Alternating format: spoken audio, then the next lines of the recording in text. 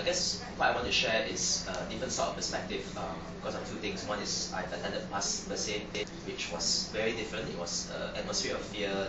Bersih was chastised way before the event started, and there was that sense of fear. But this time around, it was fantastic. It was very atmospheric, very festival-like, and people were having fun. I was positioned at Jalan Sultan. I was part of the second thing, which actually is I was part of the official video team. We went around with smartphones to take videos of people doing the rally, and you can see that businesses were flourishing. The atmosphere was great. People were having fun, and really people at 3 o'clock, were actually dispersing. There were some people who were still listening. Then the tear gas shot out, and then people laughed. Well, actually, a lot of people laughed. It wasn't as bad as what is being portrayed. A lot of people laughed actually after that point in time. And one of my most memorable memory there was when I was standing there in the alley, and the tear gas was being shot. People were running out, and I quickly went down to my pockets and pulled out salt, and people were starting to ask for salt. Because if you take some salt after being tear gas, it really helps relieve the symptoms. So I was giving out salt non-stop, and I was kind of worried that there wouldn't be any more for me. But I thought at that moment in time, I just had this sense of selflessness, and I think that's great because this kind of things bring people together. Being there on the streets, it wasn't as unruly and chaotic as people may seem to paint it to be. It was actually quite the opposite. There's no greater sense of unity, and when you're all there together for one cause. And talking about causes, there were a lot of other causes there. There was the liners, there was the Jalan Sultan people, there was people of all kinds from everywhere, and that's why when you look in their eyes and see them, you smile, see them, you feel, hey, there's a story behind this. And I think that's the beauty about Bersih. Bersih is about the people. It's not public rallies are never about the numbers. It's the numbers are about public rallies. What I mean by that is that these are people who want genuine change, and somehow government tends to paint them as rebel rousers, but actually it's quite the opposite. They're actually there to better a cause, namely clean and free elections. So I hope that message isn't lost on people, and I hope I end with I know at this current time it seems very bleak for those people who went, but I'll just end by saying hope springs eternal. Hi, I'm Naveen. I went for Bersih 3.0 and also Bersih 2.0. The reason I went for Bersih 3.0 is because I think we should focus on the issues and not about whether, naturally people who came out that day, they were all Malaysians. They all came out to express their feelings. They came out to express the fact that they're dissatisfied with the system. But I think we should focus on the issues on what exactly is wrong with the system.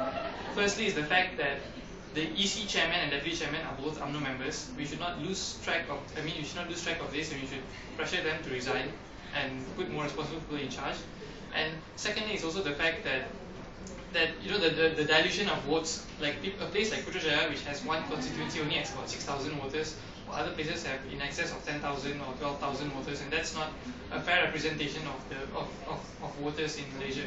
And another thing we should also take a look at is how the new modification to the Election Offences Act, which basically removes the power of observers to actually go in and observe the election process, and also removes the power of representatives of the candidates to actually have a look at whether or not they are using the indelible ink correctly or not. And this takes away a lot of safeguards that have been put into the election process to ensure that the process is protected and there's checks and balances. And these are all the reasons why I went to Bersih 3.0, because I felt that the system is broken, the system is being manipulated, and there is a need for people to go out there and voice out to the government that we want the system to be better, we want the system to be more protected, we want more checks and balances, because that is how a proper democracy should work, and that is what we want in Malaysia. My name is Alex. I'm wearing Bersih. As you can see, it's Saturday, I'm wearing yellow. And the main reason why I wanted to go to Bersih was because, well, let's put it this way.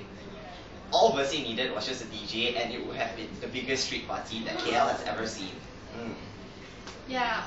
Hi, I'm Cheryl. The reason why I go Bersih is because I want to see a change in the country. But I don't think it actually worked when the police actually threw tear gas or something, because really disappointed. So That was uncalled for. yeah, that was uncalled for lah. So The tear gas experience. it was bad. It was really bad. I thought I was gonna die. Yes. And actually, saw even where the police crashed into Sogo, and it was bad, like seriously. But anyway, by the end of the day, I think it was a great experience lah to actually go through all this. And by the end of the day, I can see Malaysians actually help each other throughout tough times lah. Yeah, it's been like when we were running away from tear gas and all, right? You see people, they come up to you, they offer you salt, they offer you water, and we saw a lot of all those, a lot of those younger guys help those like middle-aged aunties who are like struggling by the corner. I sort of helped them out and all. Yeah, And they actually trampled on the floor. They've been stabbed and this. So it was cool that actually Malaysians actually helped them, even though they themselves were going through tough times lah. I mean, tear gas was such a painful experience, but at least there was one thing you can check off your bucket list. We got tear gas for the country. What about you? Hi, I'm He. I was in Tata Merdeka the night before, and I stayed in City Hotel. And the day up, on the Bersih itself, I took the train to KLCC to join Himpunan Hijau. We took a walk from KLCC until Tata Merdeka. And it was about 3:30 p.m. I started to smell the tear gas, and people started to become panics. People are running around scattered. They are not prepared, without towels. Everybody are weeping. They can't open their eyes. They are fall down, and their kids. People are getting very nervous. And then I realized situation had become very worse.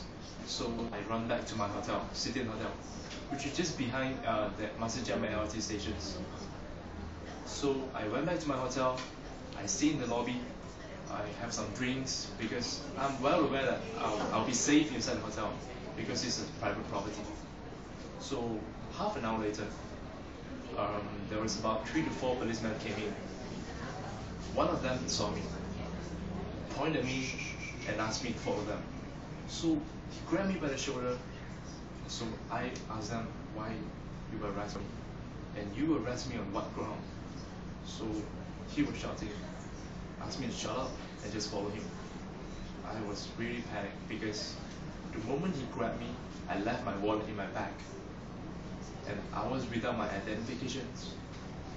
I don't have money and I don't have my wallet. So I tell the policeman, can I just go back and grab my identification? So he just asked me to shut up and follow him. Drag me from the lobby until the entrance of City Hotel. Right at that moment, somebody hit me back on the head. Somebody hit me here. The moment I looked back, there was a police officer with his hand both put at the back.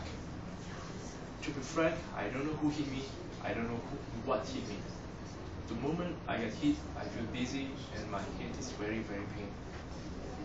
And then the police officers just dragged me from the hotel all the way to Tata Merdeka. Along the way, it was a parade of officers. They are just standing by the roadside.